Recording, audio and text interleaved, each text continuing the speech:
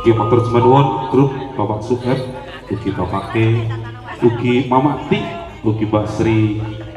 Mamati saking Tlatah Mojosari, mboten Singopadu sakniki pun pindah. Nggih, matur semenuwun. Sampur lajengipun kula benderaken dhateng grup Bapak Kacuk, Bapak Songkel, ugi Bapak Duladi, ugi Plandang saking Tlatah Bedalem Bapak Sudar, kula turi monggo kairing gending Sekar Sari.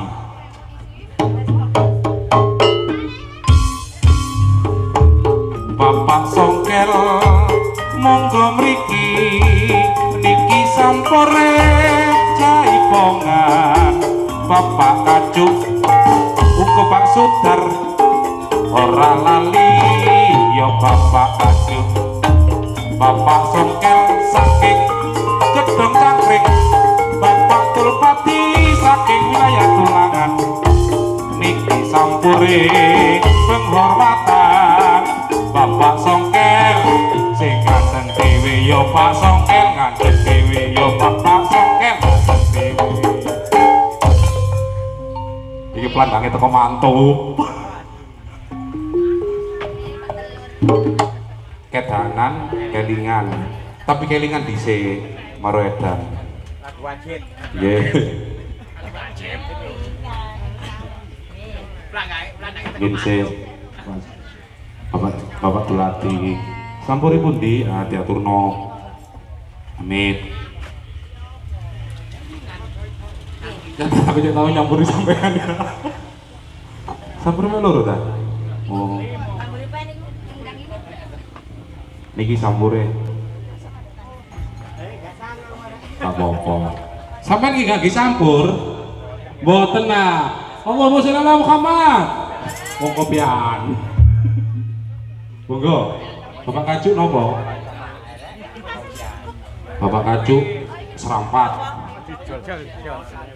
Terus Pak Dulati Telang Kalung, Tuku Pasmoro, Bapak Sudarko Kari. Monggo diatur riyen Mas Waras, kelingan dhisik ya. Oh, kedanan dhisik, maro kelingan keliru. Jane to ndak?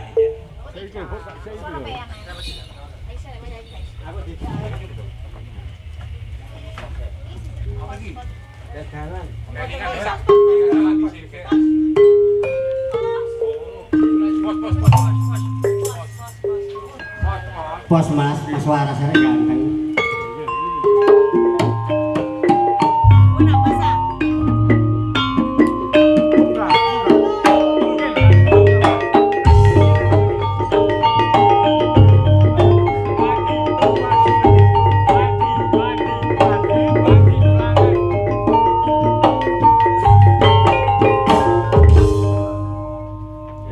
Kompak. Ini tak tangkap malam nih. Masuk. Warunge. Aku nek nanggap pun telu ae kecek. Si watu-watu. Tuku klambi ajak melesing biru elek-elek. Pokok lengene dong.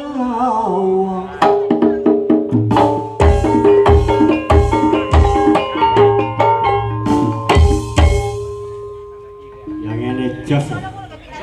Muji laras ya? Doro. Wis mak mak kemang. Kari-kari kok didebel. Mula nek rabi dulur aja milih sing ayu, elek-elek pokok sugih donya.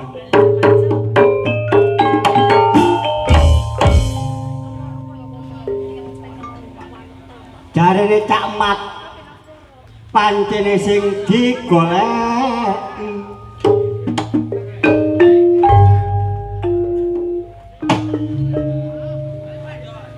retek nasal ayang nawan aku ra joyan mangan yen